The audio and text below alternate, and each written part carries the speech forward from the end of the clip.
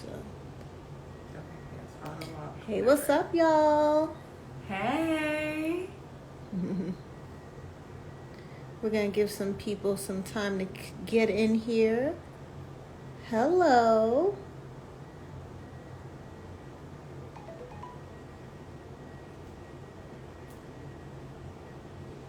All right.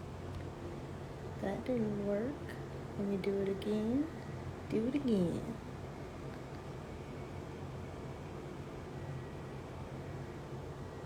We're giving some folks some time to get in here. Just text Erica. Yes. Every 5 minutes, for 7 minutes, reiterate to our viewers for people who will be tuning in and out.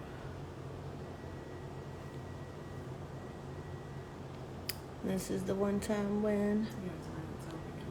You're actually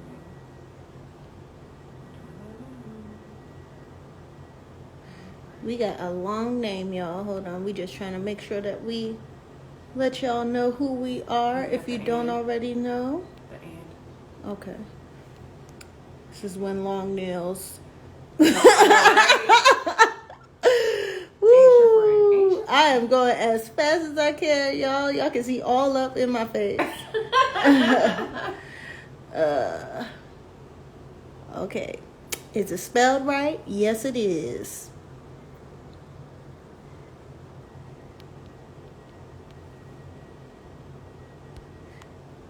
All right.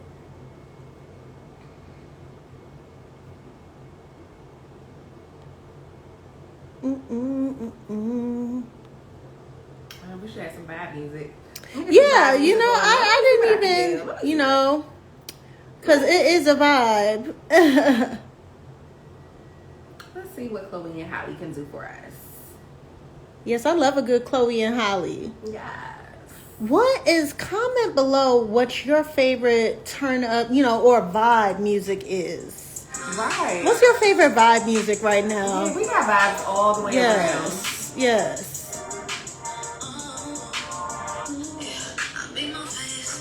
Hey, yes, we are beat. We are beat.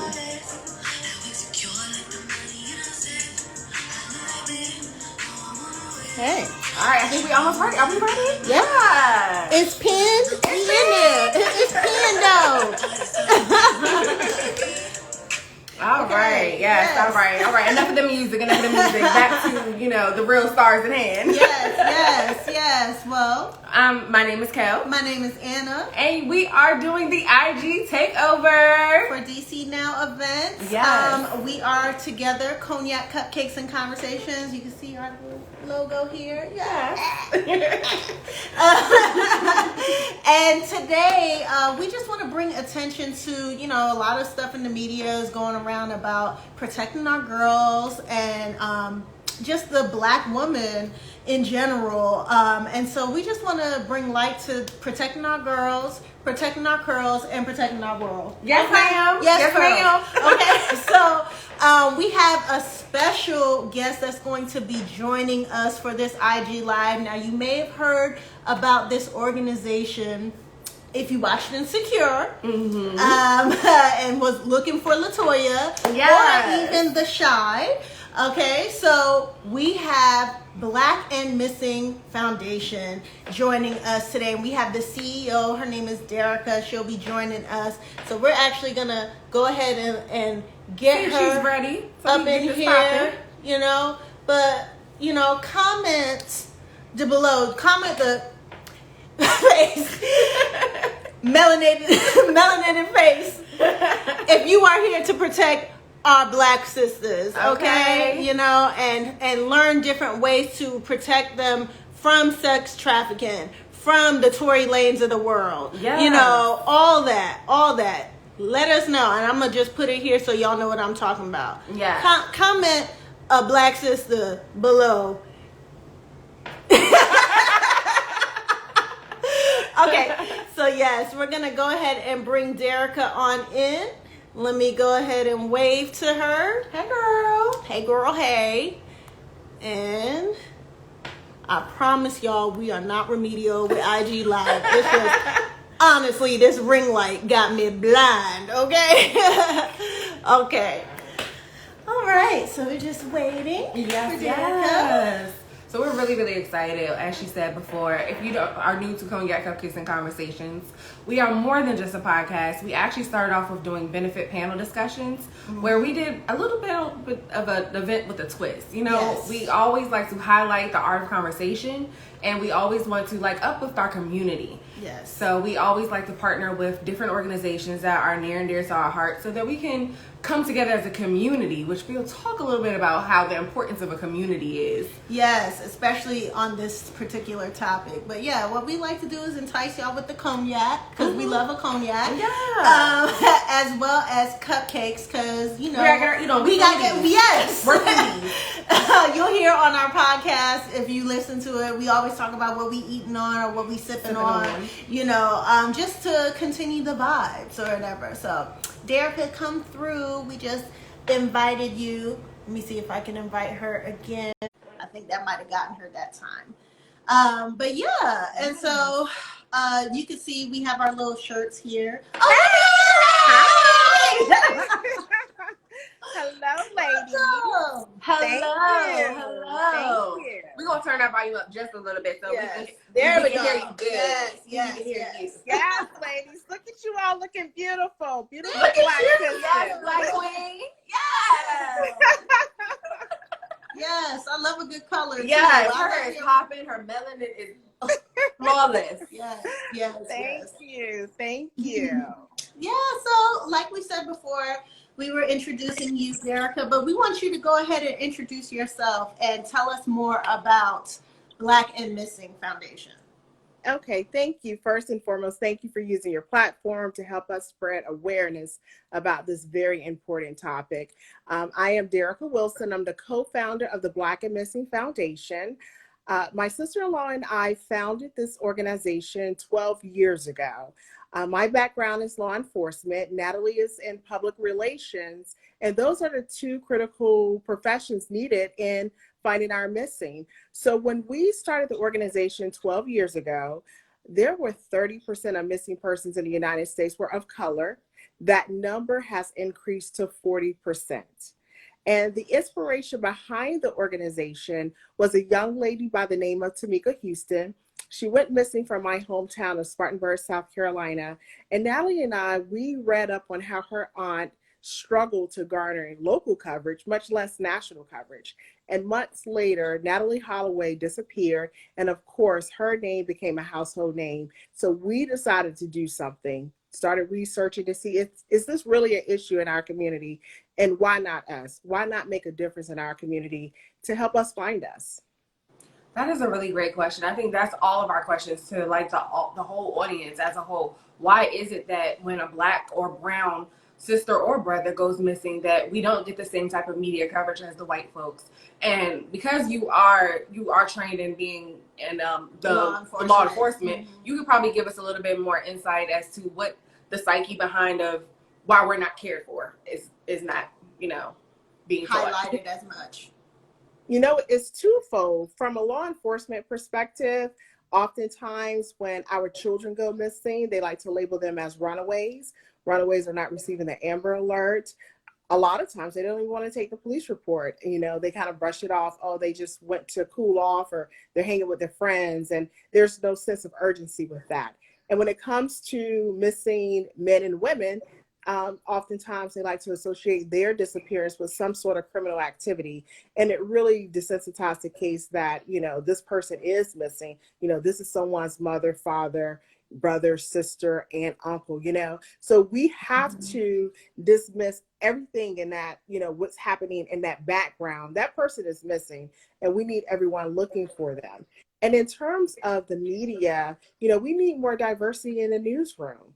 We need those decision makers to look like us, because oftentimes, you know, the ones that are making the decisions are middle-aged white men.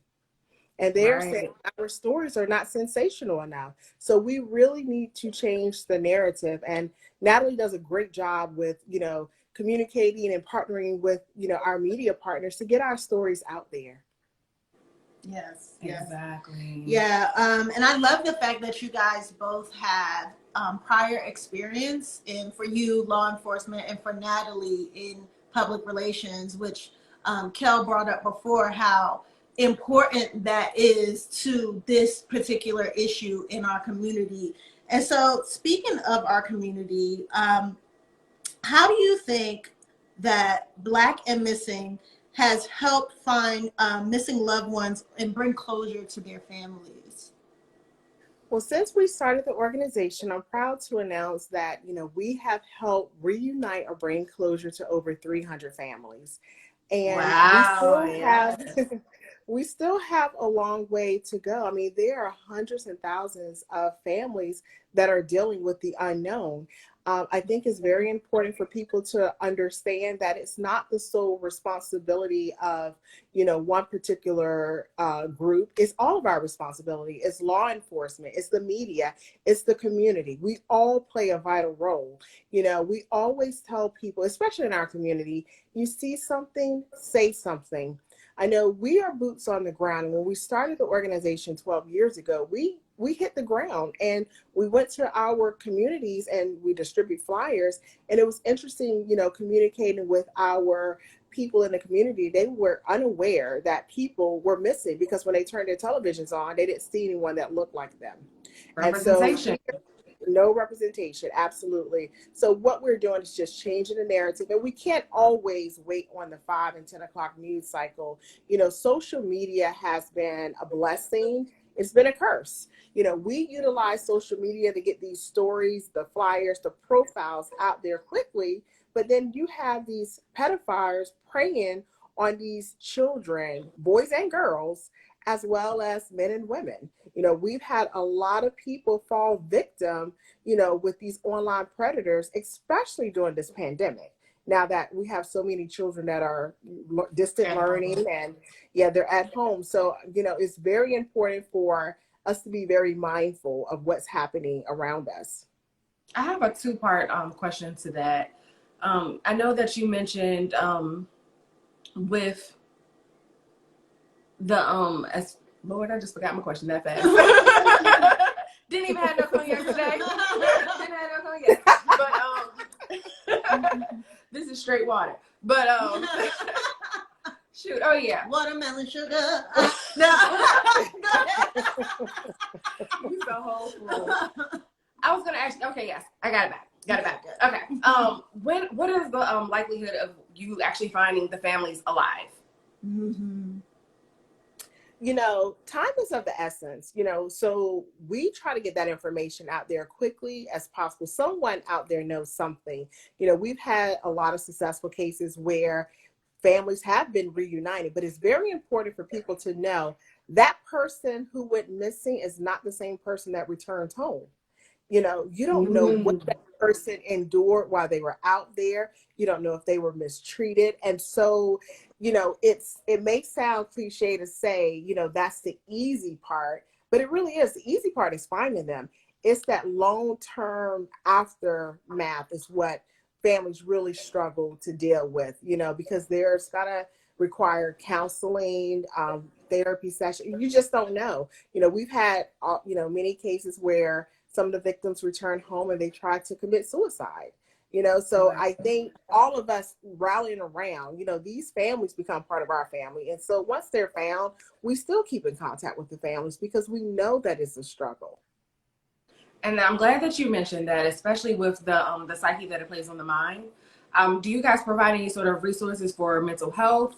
Or do you have any, do you partner with any therapists or any social workers or anything like that? So one of the things that we do with the organization, we're always looking for resources and partnerships. So when families deal with this, this tragedy and dealing with the unknown, when they return home and they reach out to us, yes, we can refer them to people. And we do that. And we're always looking to expand our network and partnership, so these families can get the resources that they desperately need. Yeah. And shout out to, let me scroll back to NWR Comms Group, bringing up like the young ladies in Cleveland I think they're referring to those ladies that were in the home for years. I think they did a Lifetime movie on it. Wow. But where are the Lifetime movies on the Black women, the Black victims? And I also, we spoiler alert, for this week's episode of our podcast, we actually had a conversation already with Natalie and Derica, and we did ask the question, although we're highlighting Black women, what is the ratio between missing Black men and missing Black women?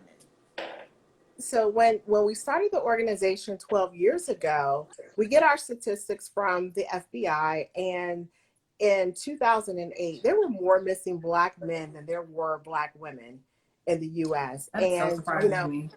Yeah. right. And you would never, could imagine that, that there are more missing Black men than there are Black women. And I think it's important for people to know that our folks are not just falling off the face of this earth. We need people to speak up. We need them, especially we get, in our community. Sometimes we get in our own way. We need people to report, see something, say something. We got to get out of that no snitching. And that's why with the Black and Missing Foundation, we have an anonymous tip line. We don't care who you are. We just want the information that you have that can lead us to that missing person and, end this nightmare for some family that's dealing with the unknown. I noticed that you keep mentioning the fact that we need people. How important is having a village in the situations like this and resolving these issues? Oh, it is absolutely very important for the community to rally around.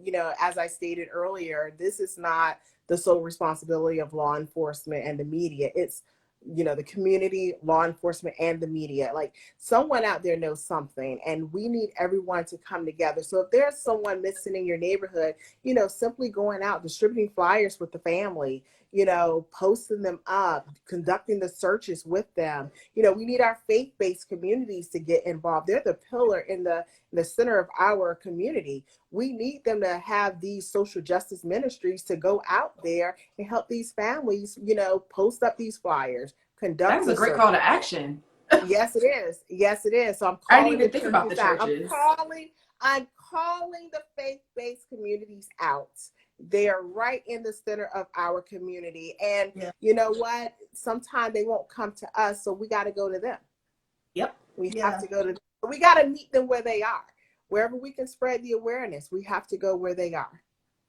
Speaking of meeting people where they are, what we learned yesterday was not only did you work with Insecure, but you also worked with The Shy. And so we wanted to know, how did you go about doing that partnership or that collaboration?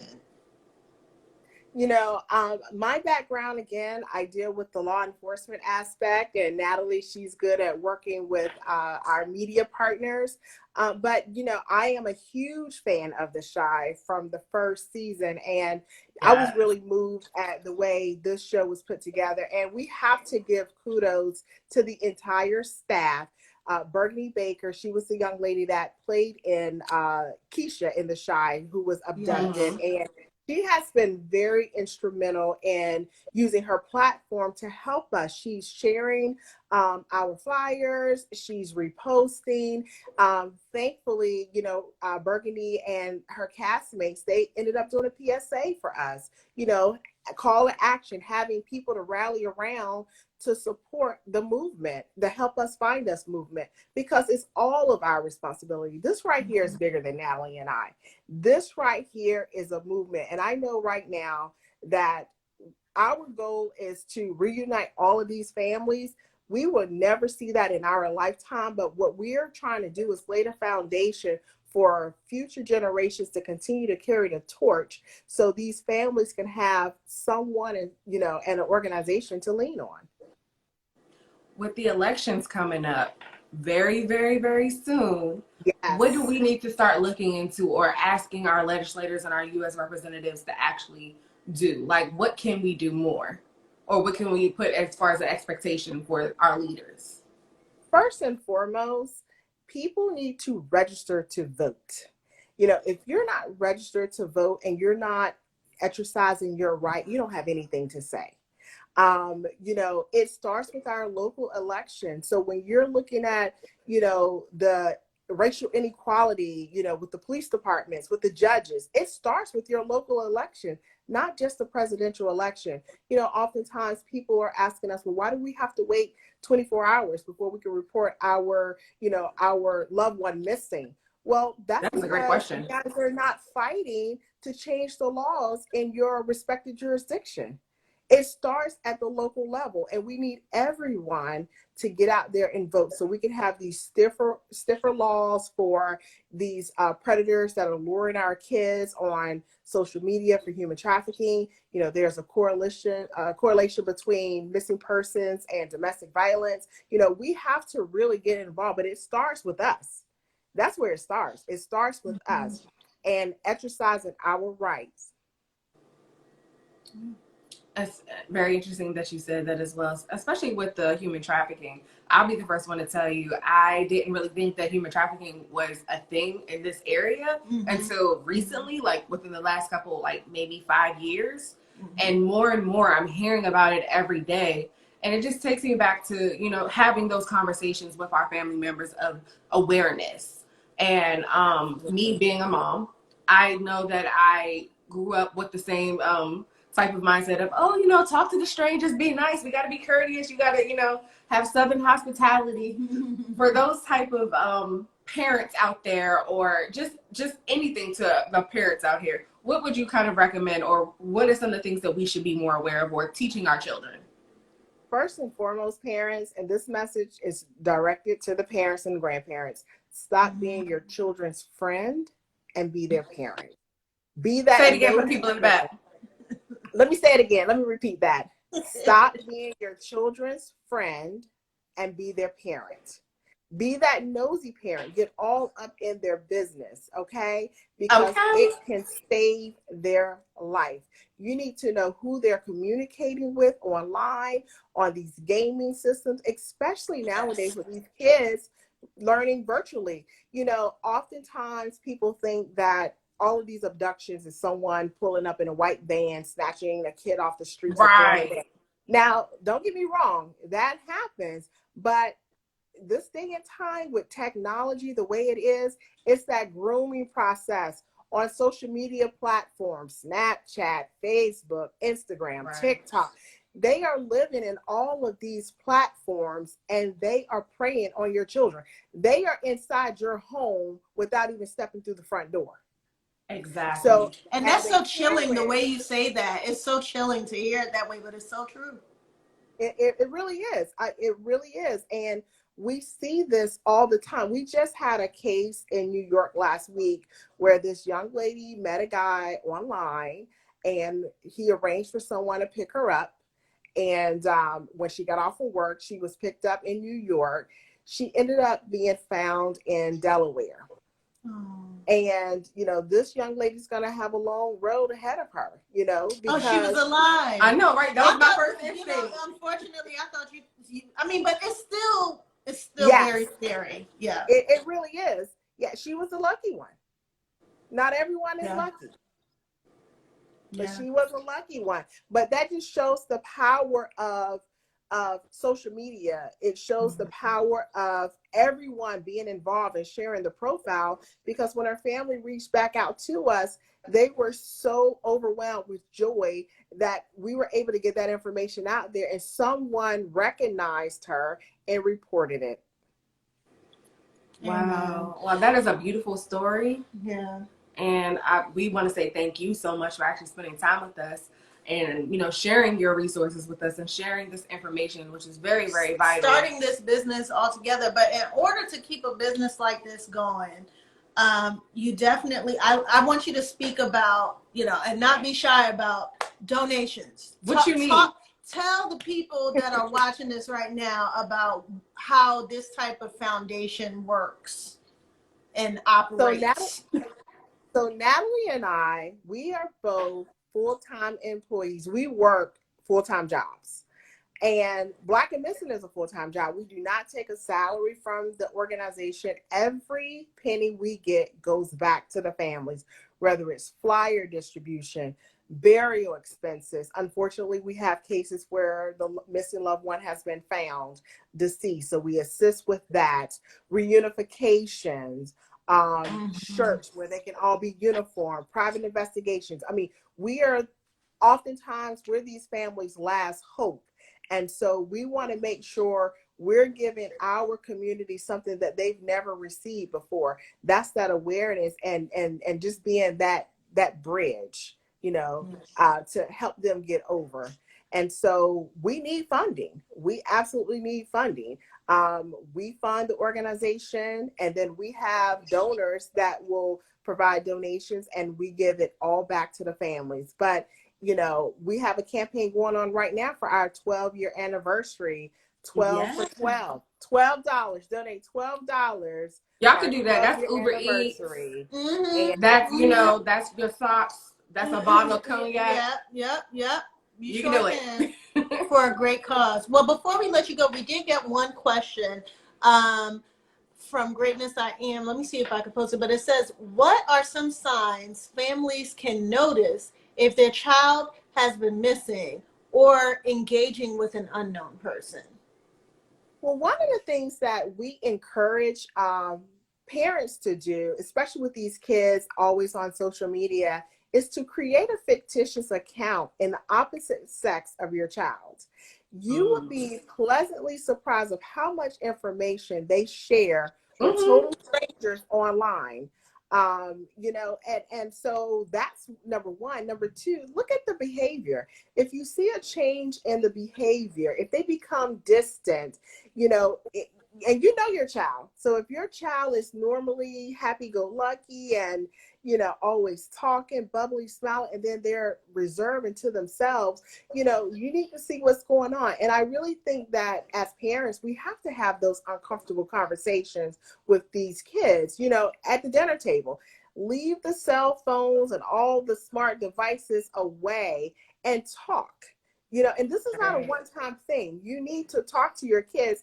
But the most important thing that parents can do is listen, because, they have a lot to say, but sometimes we don't allow them to say it. So you can learn a lot when you're quiet and listen to what's happening, what's going on, because, it's very sad to see that oftentimes with human trafficking, these pimps are using the children's peers to do the recruiting. Wow. And the reason they're doing that is because if the kids get caught, they'll be charged as minors versus as an adult. As an adult. So, yep. Know who it's your very manipulative. friends are. Do you know who their friends are? Do you know their parents? I can tell you right now, I grew up in the South, and I wasn't going over anybody's house until my mother and father knew exactly who the parents were. That was my mom. They knew who the grandparents were. That was my mom, and that is me. Yeah, so, and it's okay. It's okay, because you're saving, you could be potentially saving your child's life, and then here's the other thing, I know that the kids are learning from home, but think back before the pandemic, and you would see these children walking to school. They're all buried into their cell phones. They have no awareness of what's happening around them, but you even see adults doing that as well. They're all glued to their cell phones. They're checking in everywhere that they go, so people can trace your steps. You can you can become a victim if you're posting that you're on vacation or you at the store. You're not going to be home until such and such. Guess what? You're opening your home up, to be victimized. You're opening yourself up when you're sitting here posting everything. So just be aware of what's happening around you when you're putting out so much information. Thank you. This has been a great conversation. It's been very enlightening. I hope that people actually got the message and are actually going to take it to heart. And if you're out there, just realize that you don't have to be in the DMV to help out. Like they said, they need people on the boots, walking on the grounds, passing out flyers, resharing any information that you can. So, how about even posting it on Instagram? Like, you see people post stuff about missing loved ones on Instagram. Take it seriously. Yes, just don't like it, share it, and then they can visit our website. It's BAMFI.org. That stands for Black and Missing Foundation, Inc. Again, it's BAMFI.org. When you go to our website, it has all of our social media handles there. We encourage everyone to go to our website, look at the profiles, look at who's missing in your neighborhood, like our social media page. Not only look at who's missing in your neighborhood, but also check the sex offender registry so you can see who's living amongst you. You know, who's around your family. And it's not to say that they can't live around you, but it makes you more aware and more vigilant. And it will make you think twice if you have someone that's a sexual predator living next door to you and your children are outside playing. Right. You better be out there watching them. Absolutely. Yes. Well, I guess that's it for today's Yes. takeover. Thank you so much again, Derica. Thank you to DC Now Events for allowing us to take over. Yes, this was thank you. Thank much you needed. so much I think we all need. I think we all need to link up. You know, I've been saying after COVID, but we don't even know when that's going to be. So we don't have to link up after. No, we don't have to link up after COVID. We can link up before the election so we can get our community ready. We're here for you. Yes, we are here for it. Yes, yes. Thank you guys. Look, yes, my church says vote. Okay. Yes, But you know what? Okay, we gotta show our we have church too. Yes. Oh, so, we can't repeat that. So we're gonna back it up. Yeah, we're gonna back it up. Back it up real quick. So yes, our shirt says protect our girls, protect our curls, protect our world. And it comes in black and white. Yes. So make sure that you check out DC Now Events. Make sure you follow us at Cognac Cupcakes and Conversations. And Derica, again, where can they follow y'all? Go to our website, BAMFI.org, and like all of our social media, join the movement to help us find us. Yes. Help us find us. Hashtag help us find us. All right, guys. We hope y'all have a good night. Pour up something heavy or light. Right. And keep the vibes going. We'll see you next time. Peace out. Thank you, ladies. Thank you. Thank you. Bye. Bye-bye.